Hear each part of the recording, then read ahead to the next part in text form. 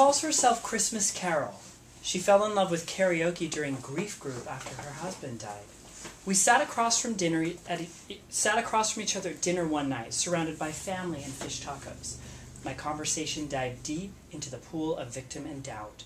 This is a woman intimate with love and loss, who believes life is better when we make more meaningful moments with the people around us. And in her mild Oklahoma City accent, she threw my sinking mood a life vest. I don't feel sorry for you, Alexander. You're wearing cashmere. She knows me well. Cashmere is my favorite fiber. I consider myself kind of a cashmere whore. It is warm, lovely, luxurious, fine in texture, strong and light and soft.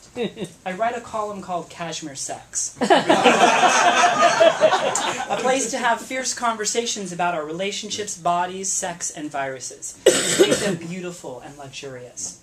10 years ago on St. Patrick's Day, I received what felt like some very unlucky news. I was handed 3 letters, HIV, with a diagnosis and story that interrupted my life like a giant hiccup. It's like a dream, even a surprise, every year as St. Patrick's Day approaches like clockwork.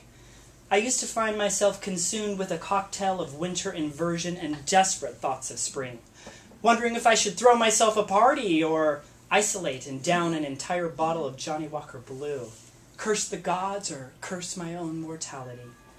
30 million people have died from AIDS since the beginning of this epidemic. 34 million people worldwide currently have HIV/AIDS, and roughly 20% of those are on a life-saving cocktail.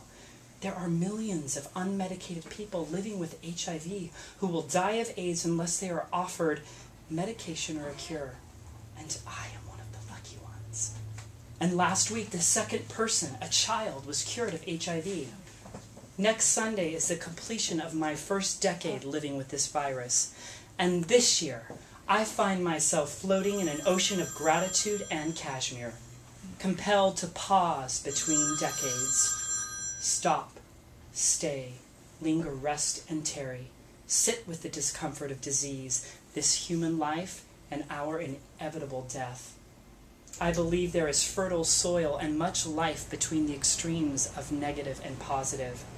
As I sit infected and hope for a cure, cashmere scarf and all, I see a space in the middle, open, free, and neutral, a juicy plot of land where I have observed that love is the strongest medicine. My aspiration is that we remove the condoms we wear on our hearts and spread more love, compassion, kindness, and equality.